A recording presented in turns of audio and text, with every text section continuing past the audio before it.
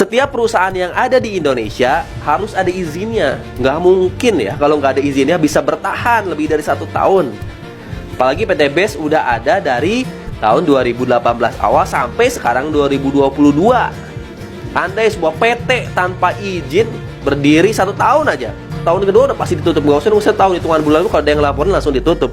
Nah, PT BES ini bisa berdiri dari 2018 sampai 2022 karena ada izinnya. Yang pertama, PT BES udah punya SIUPL, surat izin usaha penjualan langsung. Jadi PT BES ini ada di bawah Kementerian Perdagangan.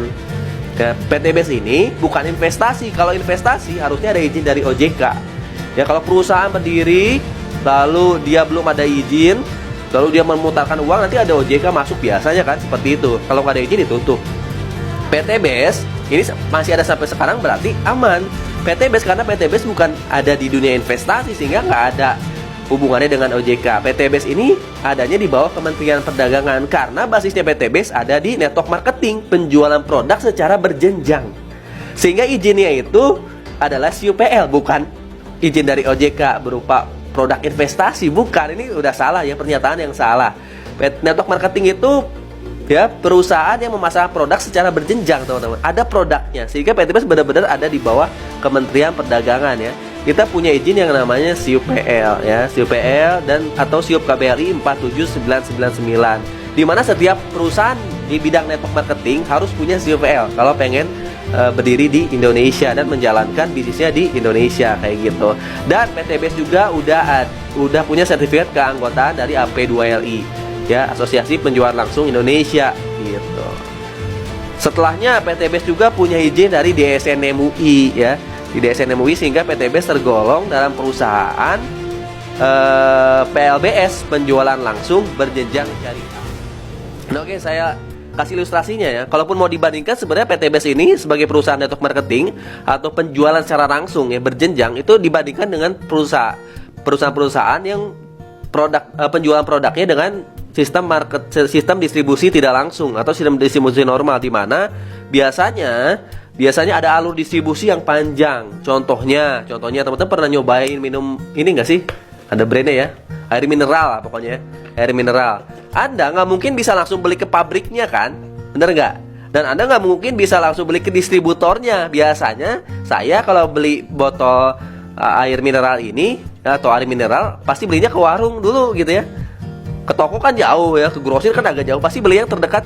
Tapi berapa harga di warung air mineral ini gitu? Biasanya di warung udah menyentuh harga minimalnya 3.000 atau rata-rata di angka 5.000.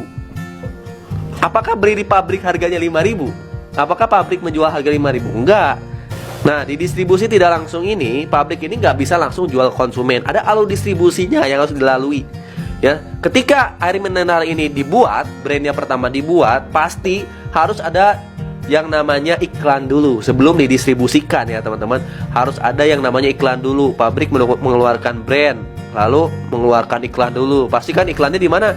Di TV, ya, di semua media bahkan air mineral ini ada. Ya, iklan itu. Apakah iklan itu nggak pakai biaya? Pasti pakai biaya. Biayanya kecil nggak? Besar nggak? Pasti besar, teman-teman. Coba aja teman-teman ngiklan di koran, berapa biayanya? Apalagi teman-teman mau ngiklan di TV, dan di TV-nya setiap hari berapa tuh biaya yang dikeluarkan oleh pabrik ya untuk menciptakan suatu produk. Maka nanti kalau sudah produknya jadi, keluar biaya iklan, nanti keluarlah harga pokoknya. Misalnya saya yakin di pabrik harganya nggak 5.000, nggak 3.000, pasti harganya di bawah 1.000. Ya, harganya di bawah 1.000. Tapi siapa yang bisa beli ke pabrik gitu kan? Nggak mungkin saya datang ke pabrik mau beli 1 botol. Berarti ada keluar biaya yang besar. Nah, ini masuknya kemana? Masuknya ke alur distribusi yang tidak langsung tersebut, mulai dari distributor, keuntungan dibagi-bagi gitu. Nah, beda dengan perusahaan network marketing atau yang distribusinya itu secara langsung. Nah, produk-produk PT BES teman-teman harus paham. Ada produk pertanian, perkebunan, kesehatan, kecantikan, ada produk untuk penghemat BBM. Nah, produk itu tuh ada pabriknya masing-masing, Bapak Ibu semua. Ada pabriknya masing-masing, tapi karena di sini pakai network marketing, penjualan secara berjenjang, gak mengikuti alur distribusi secara normal. Ini masih di bawah Kementerian Perdagangan, sehingga produk yang diproduksi oleh pabrik langsung dijual, langsung diambil oleh distributor utama, yaitu PT BES Corporation Syariah. Contohnya misalnya ini, ada salah satu produk kesehatan PT BEST namanya Habatus Soda Propolis atau Habs Pro. Di sini di boxnya itu ada keterangan diproduksi oleh PT Habashi Niaga Utama di Depok, Indonesia. Didistribusikan oleh PT Bandung Eko Sinergi Teknologi. Jadi distributor utamanya hanya PT BEST. Jadi pabriknya hanya menjual ke PT BEST. PT BEST langsung ke kita konsumen akhir. Jadi distribusinya singkat kan, sehingga biaya-biaya yang harusnya dikeluarkan oleh pabrik dan oleh distributor-distributor itu nggak ada dipangkas. Bahkan biaya iklan pun nggak ada dipangkas.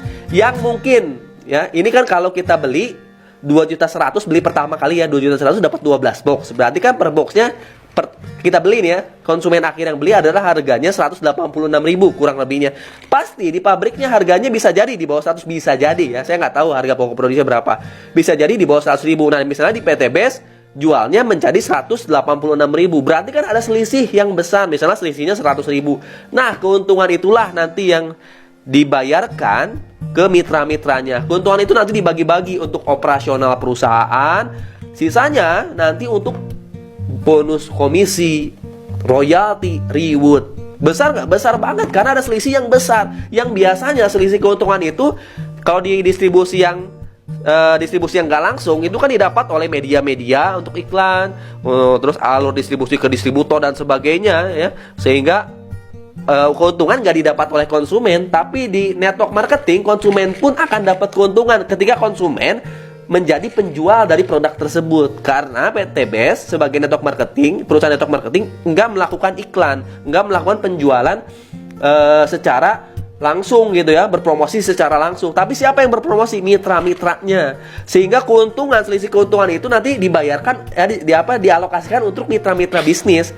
Maka pengguna produk-produk PT BEST itu bisa sekaligus menjadi mitra bisnis. Ketika Anda bisa menjadi mitra bisnis dan berhasil menjual produk-produk PT BEST sesuai target perusahaan, Anda akan mendapatkan reward-reward. Dari mana reward-rewardnya kan?